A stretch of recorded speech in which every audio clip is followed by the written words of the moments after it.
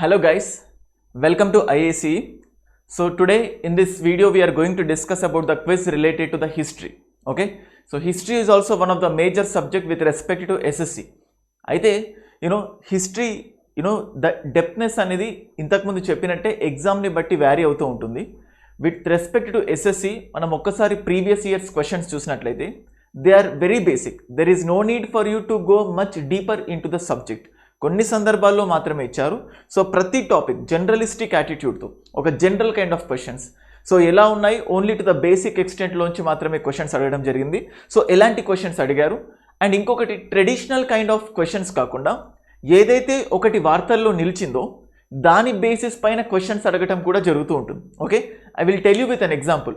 ఒక something which is in news అది హిస్టరీకి సంబంధించి అయితే దాని ఆర్ట్ అండ్ కల్చర్కి సంబంధించిన క్వశ్చను లేకపోతే దాని యొక్క హిస్టారికల్గా ఏం జరిగింది అనే దానికి పాయింట్ ఆఫ్ వ్యూ క్వశ్చన్ అడగడానికి ఛాన్స్ ఉంటుంది.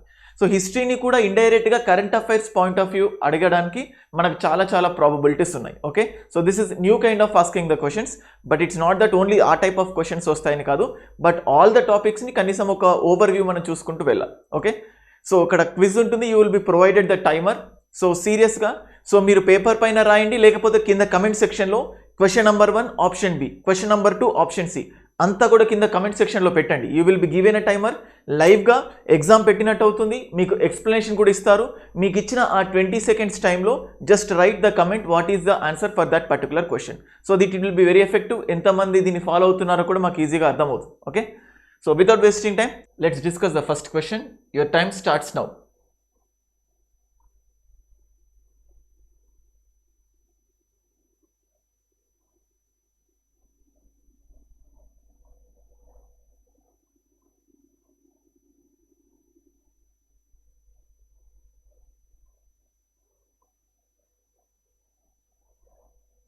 స్టాప్. చూడండి, first ruler of Magadha from the Haryanka dynasty. Okay, it has to be Haryanka. So Haryanka dynasty అంటాం. సో ప్రీవియస్ వీడియోలో మనం క్లియర్గా డిస్కస్ చేసాము హర్యాంక డైనాసిటీ ఎలా స్టార్ట్ అయింది. బింబిసార, ఆ తర్వాత అజాతశత్రు, ఆ తర్వాత ఉదయన్, ఆ తర్వాత శిశునాగ డైనాసిటీ, తర్వాత నంద డైనాసిటీ, మహాపద్మనంద, అలాగే ధననంద. సో ఇక్కడ మనం చూసింది ఏంటంటే సో ఫస్ట్ రూలర్ అని ఇచ్చారు. Who is the first ruler of Magadha from the Haryanka dynasty? So it's directly fact based question. So ఇంతకుముందు దీని ఎక్స్ప్లెనేషన్ ఇచ్చేసాను. బింబిసారా, ఓకేనా. సో అజాతశత్రు చూడండి, కింద కమెంట్ సెక్షన్లో పెట్టండి. ప్రేసేనజిత్ ఎవరు? Who is the Prasenajit? నేను ఆల్రెడీ ప్రీవియస్ లెక్చర్లో చెప్పాను, ఒక ఓవర్ వ్యూ ఇచ్చాను. ప్రేసేనజిత్కి బింబిసారకు ఎలాంటి రిలేషన్ ఉంది, ఆ రిలేషన్ ఏంటో కింద కమెంట్ సెక్షన్లో పెట్టండి. ఓకే, ఇఫ్ previous lecture చూస్తే you can easily answer this question. Okay, so let's move on to the next question. Your time starts now.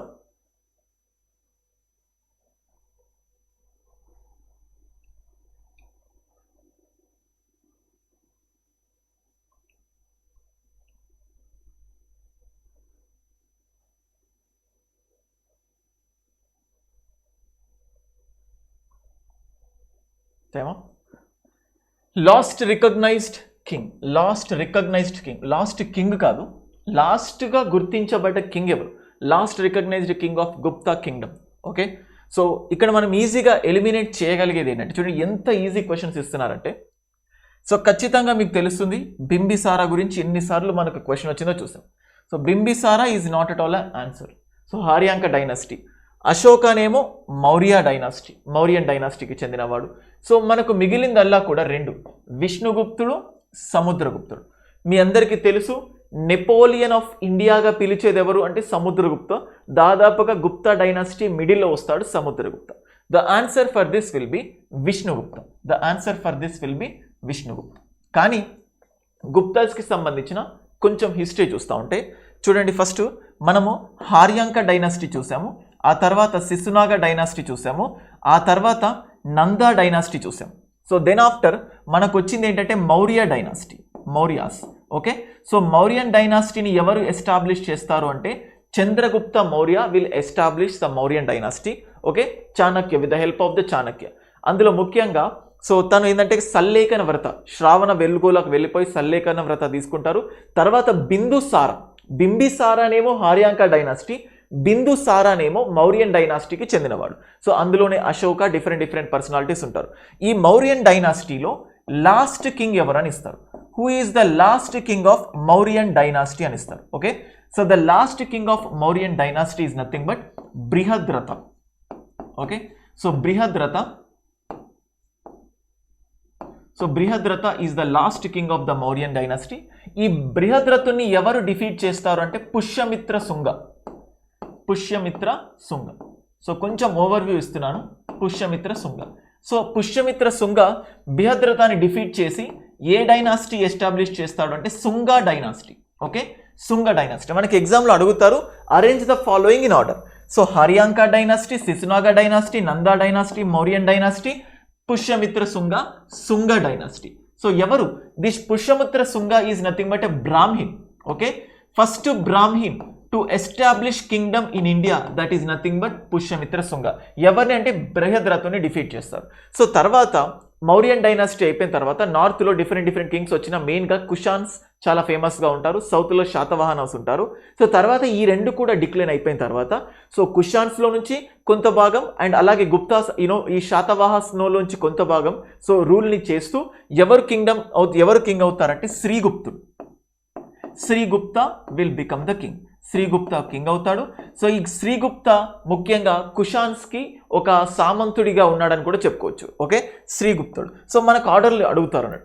శ్రీగుప్తుడు తర్వాత ఘటోత్కచుడు, then after Kumaragupta 1, then after Samudragupta, then after శ్రీగుప్తుడు and ఆ తర్వాత ఘటోత్కచుడు, తర్వాత చంద్రగుప్త 1, ఆ తర్వాత సముద్రగుప్తుడు, తర్వాత చంద్రగుప్త 2, తర్వాత కుమారగుప్త, తర్వాత స్కందగుప్త, ఆ తర్వాత దెర్ ఇస్ ఎ విష్ణుగుప్త. సో ఇలా ఆర్డర్ గుర్తుపెట్టుకోవాలి. సముద్రగుప్తుని ఏమంటున్నాం నెపోలియన్ ఆఫ్ ఇండియా. అండ్ అలాగే ఇఫ్ యూ టు చంద్రగుప్త 2 అతని ఆస్థానంలోనే మనకు నవరత్నాలు అని చెప్పి మనం వింటాం. ఇప్పుడు నవరత్న స్కీమ్ ఏదైతే ఉందో ఆంధ్రప్రదేశ్లో అలాగా. సో ఈ చంద్రగుప్త 2 కంప్లీటెడ్ కోర్ట్లోని there used to be Navaratna. అందులోనే ముఖ్యంగా there are some important personalities such as అమరకోశుడు కానీ సో అండ్ అలాగే ధన్వంత్రి. సో ఏంటి ఈ ధన్వంత్రికి సంబంధించింది అంటే he is the father of Ayurveda అని కూడా మనం పిలుస్తూ ఉంటాం ధన్వంత్రి. అండ్ అలాగే వరాహమిహిర కొంతమంది, అందరు అవసరం లేదు, కొంచెంమంది ఇంపార్టెంట్ గురించి చెప్తున్నాను. సో వరాహమిహిర, సో అండ్ అలాగే కాళిదాస అభిజ్ఞాన శాకుంతలం, మాలవికాగ్ని మిత్రం అనే బుక్స్ని రాశారు కాళిదాసుడు. సో వరాహమిహిర, సో ఇతను కూడా ముఖ్యంగా పంచ సిద్ధాంతిక కానీ లేకపోతే బృహత్ సంహిత కానీ బృహత్ జాతక అని చెప్పేసి కొన్ని బుక్స్ని రాశాడు Varahamihira. Dhanvantari father of nothing but the Ayurveda. And అమరకోశుడు చూస్తూ ఉంటే మెయిన్గా సాంస్క్రిట్ లిటరేచర్ ఉంటుందిగా, దానికి సంబంధించి ఇంపార్టెంట్ వర్క్స్ ప్లే చేశాడు. సో అలాగే కుమారగుప్త టైంలో ఏమవుతుందంటే నలంద యూనివర్సిటీని ఎస్టాబ్లిష్ చేయడం, ఇదంతా కూడా మనం చూస్తాం. Okay, so this is about the Gupta dynasty. ఓకేనా, now let's move on to the next question. Time starts now. So just think about it.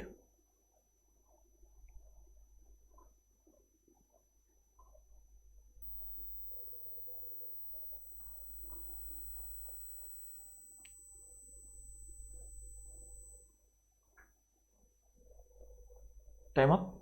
Gupta rulers imposed a fine called dash, which was a plough tax.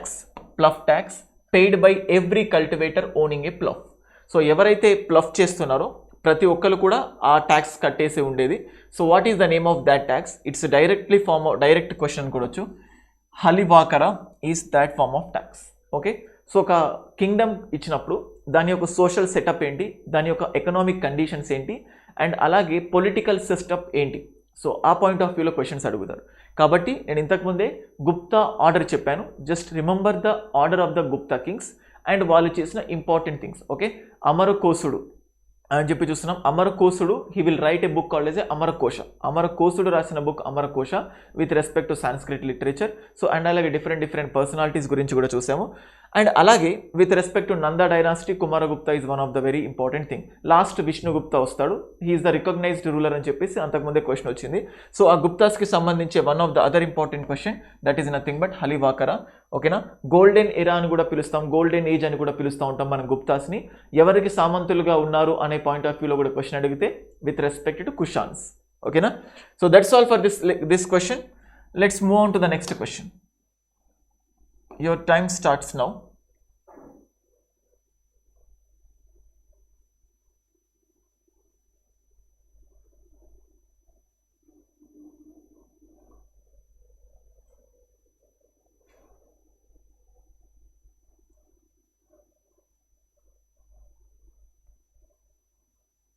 Time up. Huan Sang, hailed as the Prince of Pilgrims, visited India during the reign of King. So చూడండి, మెయిన్గా travellers ఉంటారు. Travels Fa Hien కానీ, లేకపోతే Marco Polo కానీ, లేకపోతే అబ్దుల్ రజాక్ కానీ, so ఇలాగ different Nicholas D కాంటీ కానీ, సో కొంతమంది ఉంటారు. ముఖ్యంగా ఇప్పుడు నేను చెప్పుకున్న ట్రావెలర్స్ ఎవరు, నికోలస్ డి కాంటీ కానీ, లేకపోతే అబ్దుల్ రజాక్ కానీ, సో డొమింగో పైస్ కానీ, వీళ్ళంతా కూడా విజయనగర సామ్రాజ్యం ఉన్నప్పుడు వాళ్ళందరూ కూడా ట్రావెలింగ్కి వచ్చారు. సో ఇలాగా ఈ ట్రావెలర్స్ చైనా నుంచి వస్తారు, ఇటలీ నుంచి వస్తారు, సో గ్రీక్ నుంచి వస్తారు, సో అఫ్కోర్స్ డిఫరెంట్ ప్లేసెస్ నుంచి వాళ్ళు వస్తారు. సో వచ్చినప్పుడు ఏ కింగ్ యొక్క ఆస్థానాన్ని ఎక్కువ సందర్శించారు? మనం ప్రీవియస్ లెక్చర్లో చూసాం. థామస్ రో ఎవరి ఆస్థానాన్ని సందర్శించాడు అంటే with respect to Jahangir. So అలాగే ఈ హ్యుయన్ సాంగ్ ఎవరి ఆస్థానంకి ఎక్కువ సందర్శించాడు, తనకు సంబంధించి ఏంటి అనే పాయింట్ ఆఫ్ వ్యూలో కూడా క్వశ్చన్స్ అడగడానికి ఛాన్స్ ఉంటుంది. అంటే ఏంటంటే మెయిన్గా ట్రావెలర్స్ని ఎప్పటికప్పుడు రికగ్నైజ్ చేస్తూ ఉండండి, దాన్ని ఒక ఐడియా పెట్టుకుంటూ ఉండండి. దాని పాయింట్ ఆఫ్ వ్యూలో క్వశ్చన్స్ దాదాపుగా ఇది 4th క్వశ్చన్ అని కూడా మనం చూసుకోవచ్చు, ఈ ట్రావెలర్స్కి సంబంధించిన క్వశ్చన్. సో ఏమని ఇచ్చారు? So prince of pilgrims visited India during the reign of which king? That is nothing but హర్షవర్ధనుడి టైంలో this person came to India during the reign of Harsha. అలాగే మనం ఇంతకుముందు డిస్కస్ చేసాం కదా, 84,000 స్తూపాస్ని మన అశోకుడు దాదాపుగా ఎంపైర్ మొత్తం కన్స్ట్రక్ట్ చేశాడు అని చెప్పేసి, ఆ 84,000 స్తూపాలను దాదాపుగా అన్నింటినీ సందర్శించినవాడు. So the person has visited almost all the stupas constructed by the Ashoka. That is nothing but Hiuen Tsang. A traveller అంటే he is a Chinese traveller. Hiuen Tsang ఏ దేశానికి చెందిన ఈ ట్రావెలర్ అని ఇస్తారు? జపానా, చైనానా, లేకపోతే పోర్చుగీసా, something that can be guessed. He is a Chinese traveller. ఓకేనా? So that is about this thing. So let's move on to the next question. Your time starts now.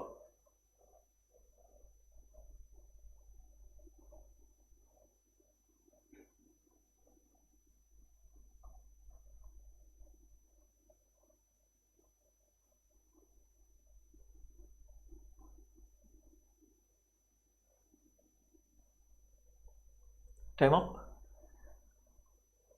So King Harshavardhana ascended the throne of Taneshwar and Kanauj on the death of his brother. So హర్షవర్ధనుడి యొక్క brother గురించి అడిగాడు. ముఖ్యంగా ఏంటంటే we will be having a kingdom whose name is పుష్యభూటి సామ్రాజ్యం అంటాము. పుష్యభూటి సామ్రాజ్యం. So దీన్నే తానేశ్వర్ అని కూడా పిలుస్తాం, పుష్యభూటి. సో దీనికి కింగ్ ఎవరంటే ప్రభాకర వర్ధన.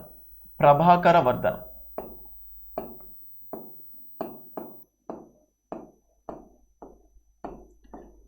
వర్ధన ఈజ్ అ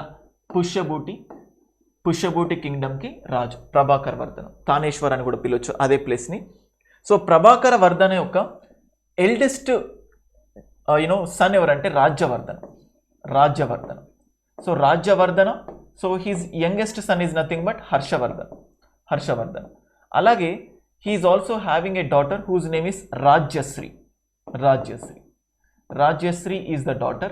Okay, so ఈ ప్రభాకరవర్ధనుడు రాజ్యశ్రీని గృహవర్మన్ ఒక పర్సన్కి ఇచ్చి మ్యారేజ్ చేస్తాడు, whose name is గృహవర్మన్.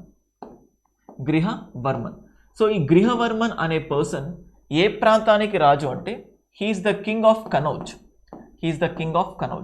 కనౌజ్ దేశానికి రాజు అయిన గృహవర్మన్కి రాజ్యశ్రీనిచ్చి పెళ్లి చేస్తాడు ప్రభాకర్ వర్ధన్. సో రాజశ్రీ గృహవర్మన్ని పెళ్లి చేసుకున్న తర్వాత ఈ గృహవర్మన్ని సో అక్కడ ఉండే చుట్టుపక్కల కింగ్స్ ఉంటారు కదా, ముఖ్యంగా with respect to Pala dynasty, వాళ్ళు గృహవర్మన్ని వధిస్తారు. గృహవర్మన్ చనిపోయిన తర్వాత తన భార్య అయిన Rajyashri she trying to commit some suicide. So దాన్ని తట్టుకోలేక సో ఈ ప్రభాకరవర్ధనుడి తర్వాత రాజేంద్ర ఎవరంటే రాజ్యవర్ధనుడు. సో రాజ్యవర్ధనుడు గృహవర్మన్ యొక్క చావుని చాలా సీరియస్గా తీసుకొని దాన్ని రివెంజ్ తీర్చుకోవాలి అన్న ఇంటెన్షన్ తోటి హీ విల్ గో దేర్, దాన్ని చంపడానికి. సో బట్ అనుకోకుండా గౌడ దేశానికి రాజు అయిన శశాంకుడు, సో గౌడ దేశానికి రాజు అయిన శశాంక, సో శశాంక ఒక కుట్రతోటి ఈ రాజ్యవర్ధనుని చంపేస్తాడు. ఫస్ట్ గృహవర్మన్ చనిపోతాడు. ఇతను చనిపోయిన తర్వాత దాన్ని రివెంజ్ తీర్చుకోవడానికి రాజ్యవర్ధనుడు వెళ్తే రాజ్యవర్ధనుని శశాంక చంపేస్తాడు. సో ఈ టైంలో ఒకటి రాజ్యవర్ధన్ చనిపోయారు, ఇంకొకటి తన సిస్టర్ అయిన రాజశ్రీ భర్త చనిపోయినప్పుడు సో దాని రివెంజ్ తీర్చుకోవాలి. ఇలాంటి సర్కమ్స్టాన్సెస్లో Harshavardhana became the king. Harshavardhana ఇలాంటి సర్కమ్స్టాన్సెస్లో రాజు అయిపోయాడు. ఓకేనా. So that is with respect to Harshavardhana. Okay.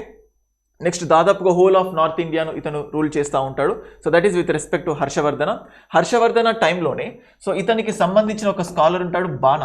Harsha చరిత్రను రాసింది ఎవరంటే Bana is the person who has written Harsha Charitra.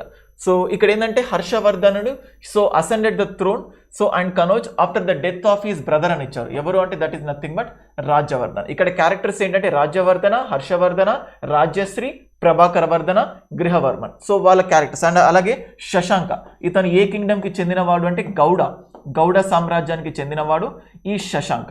So ఇతను కుట్రతో చంపేస్తాడు, బట్ శశాంకను కూడా చంపేయడు. ముఖ్యంగా ఈ హర్షవర్ధనుడు ఎవరి దగ్గర నుంచి బేసికల్గా యూనో అపోజిషన్స్ని కానీ కౌంటర్ని కానీ ఎదుర్కొన్నాడంటే with respect to Pulakeshin II. So south ఇండియాలో కూడా తాను విస్తరించాలనుకుంటాడు, బట్ హర్షాను కౌంటర్ చేసింది ఎవరంటే Pulakeshin II. Okay. So last main important emperor of India ఎవరంటే హర్షవర్ధన్. ఈ హర్షవర్ధనుడు చనిపోతాడు. చనిపోయిన తర్వాత ఇండియా మొత్తం డిఫరెంట్ ప్రిన్సిపాలిటీస్గా డివైడ్ అయిపోతుంటాయి. సో ముఖ్యంగా రాజ్పుట్స్ ఇలాగా. సో అలా డివైడ్ అయిపోయిన తర్వాత దెన్ ఆఫ్టర్ ముస్లిం కాంక్వెస్ట్ వస్తుంది. సో గుర్తించబడ్డ లాస్ట్ మెయిన్ కింగ్ ఎవరంటే Harshavardhana of India. This is about Harshavardhana. ఓకేనా. Let's move on to the next question. Time starts now.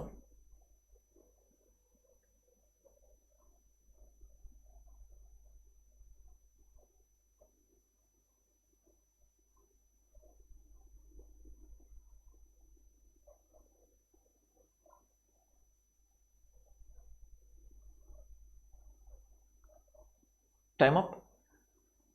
Dash was the capital of Magadha before 4th century BC. Before 4th century BC. 4th century BC కంటే ముందు what is the capital of Magadha అని ఇచ్చారు. Okay. So మనం discuss చేసుకుంది ఏంటంటే first of all the capital of Magadha is Rajagriham. మనం క్లియర్గా discuss చేసాము. Rajagriha is the capital of Magadha. So Magadha యొక్క క్యాపిటల్ రాజగృహ. సో రాజగృహ తర్వాత ఎప్పుడు అంటే మనం చూసాం we have discuss that Bimbisara. So Bimbisara ఉన్నప్పుడు క్యాపిటల్గా రాజగృహ ఉంది. ఆ తర్వాత అజాతశత్రు.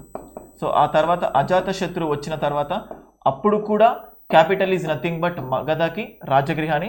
ఆ తర్వాత ఉదయన్ వచ్చిన తర్వాత దాని క్యాపిటల్ని ఎక్కడికి షిఫ్ట్ చేశారంటే Pataliputra. Okay. Now the capital was shifted to the Pataliputra later on after Udayan. కానీ ఇక్కడ ఏం చేస్తారు బిఫోర్ 4th century BC ఏంటి క్యాపిటల్ అంటే that is nothing but Rajagriha. దీనికి సంబంధించిన బ్యాక్గ్రౌండ్ ఇన్ఫర్మేషన్ ఆల్రెడీ నేను ప్రొవైడ్ చేశాను. ఓకే. సో మీరు చూస్తూ ఉంటే దాదాపుగా ఈ ఫస్ట్ నుంచి ఈ మగధ డైనాసిటీ నుంచి కానీ లేకపోతే బుద్ధిజంకి సంబంధించింది కానీ అశోకుడికి సంబంధించి కానీ నంబర్ ఆఫ్ క్వశ్చన్స్ అక్కడక్కడే తిరుగుతూ వస్తున్నాయి. So first thing you have to have an overview of all those things. ఓకేనా. Let's move on to the next question. Your time starts now.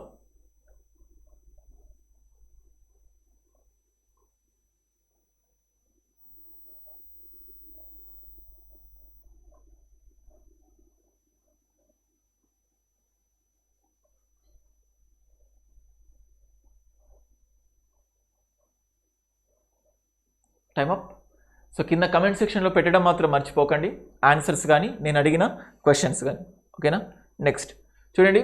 Vedic civilisation in India flourished along the river. So ఏ river ఒడ్డున లేకపోతే ఏ river దగ్గర ఈ Vedic civilisation ఎక్కువగా వెదజల్లింది లేకపోతే విరాజిల్లింది అంటాం కదా, that is the thing. So ఎక్కడ అంటే that is on the bank of river Saraswati. Present ఈ సరస్వతి రివర్ లేదు, కంప్లీట్గా కనుమరుగైందని కూడా చెప్పుకోవచ్చు. సో దీనిపైన ఇప్పటికీ కూడా రీసెర్చెస్ జరుగుతున్నాయి. So this is about the Vedic civilisation.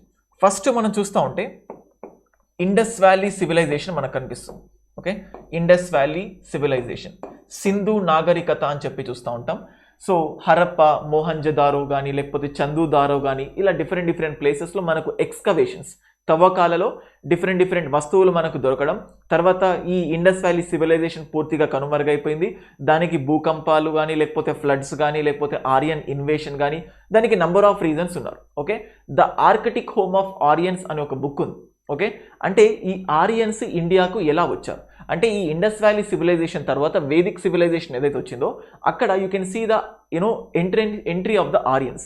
వాళ్ళు ఎలా వచ్చారు అండ్ అలాగే ఇండస్ వ్యాలీ సివిలైజేషన్ ఎలా కనుమరుగైపోయింది, అంతరించిపోయింది అని చెప్పి చాలా ఎవరికి కూడా ఇప్పటివరకు పర్టికులర్గా రీజన్ లేదు.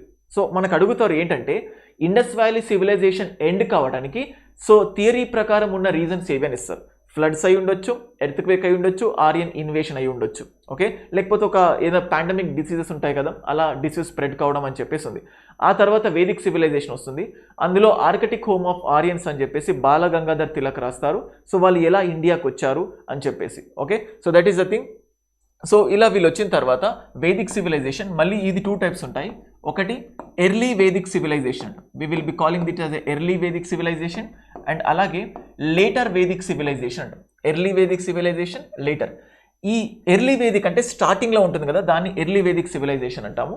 1500 నుంచి 1100 BCE వరకు ఎర్లీ వేదిక్ సివిలైజేషన్. ఆ తర్వాత 1100 నుంచి 500 BCE వరకు we will be discussing. BCE వరకు ఏంటంటే later Vedic civilization. Okay, so 1500 to 1100 BCE early Vedic, 1100 to 500 later Vedic. పర్టికులర్గా ఈ టైం వరకు ఉంటుందని చెప్పి పర్టికులర్గా ఏం లేదు, but depending on the theories మనకు వచ్చిన ఆధారాలని బట్టి అలా డిస్క్రైబ్ చేస్తూ ఉంటాం. ఈ ఎర్లీ వేదిక్ సివిలైజేషన్ చాలా ఫ్లెక్సిబుల్గా ఉండేది. ఈ వర్ణ సిస్టమ్ కానీ లేకపోతే డిస్క్రిమినేషన్స్ కానీ ఇవేం కూడా ఇక్కడ ఎర్లీ వేదిక్లో లేవు. కానీ లేటర్ వేదిక్ పీరియడ్లో స్టార్ట్ అవుతూ ఉన్నాయి బేసికల్గా వర్ణ సిస్టమ్ కానీ లేకపోతే డిస్క్రిమినేషన్స్ కానీ. So you can see that one. So okay, this is about Vedic civilisation. So ఏ నది ఒడ్డున అంటే that is on the river Saraswati. Okay, along the river Saraswati. Okay, this is the question. Now let's move on to the next question. Your time starts now.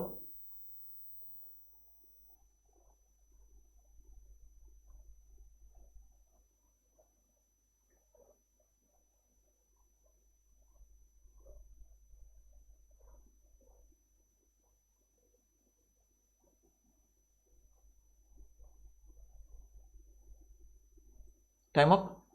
The lake in Gujarat was an artificial reservoir built during the rule of Mauryas. Mauryas టైంలోనే దీన్ని build చేశారు. Okay, చూడండి ఎక్కడైనా కూడా reverse కానీ Pond's కానీ లేకపోతే different constructions కానీ ఏవైనా కానీ దీస్ ఆర్ వెరీ ఇంపార్టెంట్. దాన్ని ఎవరు కన్స్ట్రక్షన్ చేశారు, తర్వాత దాన్ని ఎవరు రిపేర్ చేయించారు అనే పాయింట్ ఆఫ్ వ్యూలో చాలా డిఫరెంట్ క్వశ్చన్స్ అడగడానికి ఛాన్స్ ఉంటుంది. The answer for this one is nothing but దీనికి డైరెక్ట్ ఆన్సర్ అని చెప్పుకోవచ్చు Sudarshana. Okay, Sudarshana is the lake that was constructed during the rule of Mauryas. Okay, so మనం ఇప్పుడు లోనార్ చూస్తూ ఉంటే this Lonar was there in the Maharashtra. So మహారాష్ట్రలో ఉంటుంది. అండ్ అలాగే Loktak is that is located in the Manipur. So ఇక్కడనే కైబుల్ లంజావ్ నేషనల్ పార్క్ లేదా ఫ్లోటింగ్ నేషనల్ పార్క్ అనేది ఉంటుంది. లోక్తక్ లేక్ అని కూడా ఉంటుంది. లోక్తక్ లేక్ అక్కడే కైబుల్ లంజావ్ నేషనల్ పార్క్ లేకపోతే ఫ్లోటింగ్ నేషనల్ పార్క్ అని చెప్పేసి ఇది జనరల్గా current affairs based question. Lonar lake is in Maharashtra. Crater lake అంటాం. So that is an example for the crater lake. Okay, that's all for this question. So ఇప్పటి వరకు కూడా ప్రీవియస్ ఇయర్ అడిగినటువంటి క్వశ్చన్స్ అన్నిటిని కూడా లైవ్ క్విజెస్ రూపంలో మీకు ఇవ్వడం జరిగింది. సో ఈ వీడియోస్ అన్ని మీరు పర్ఫెక్ట్గా కింద ఫాలో అయినట్లయితే ప్రీవియస్ ఇయర్ క్వశ్చన్స్ ఏ ప్యాటర్న్లో వస్తున్నాయి, ఏ లెవెల్ ఆఫ్ డిఫికల్టీలో వస్తున్నాయి అని మీకు ఈజీగా అర్థం చేసుకోగలరు. సో ప్రతి స్టూడెంట్ కూడా ఈ వీడియోస్ను పర్ఫెక్ట్గా ఫాలో అవ్వండి. సో మీకు ప్రీవియస్ ఇయర్ ఎగ్జామ్స్ మీద మీకు ఒక ఐడియా ఉన్నట్లయితే మీ ప్రిపరేషన్ చాలా ఈజీ అవుతుంది. తెలంగాణ రాష్ట్రంలో మనకి ఎడ్యుకేషన్ ఇన్స్టిట్యూట్స్కి పర్మిషన్ ఇవ్వడంతో సో ఈ క్విజెస్ని ఇక్కడతో స్టాప్ చేస్తున్నాము. ప్రతి స్టూడెంట్ కూడా ఈ వీడియోస్ను ఫాలో అవ్వండి. సో ఆఫ్లైన్లో ఇంతకన్నా ఇంకా ఎఫెక్టివ్ ప్రోగ్రామ్స్తో మీ ముందుకు రాబోతున్నాం. Thank you all of you and all the best for everyone.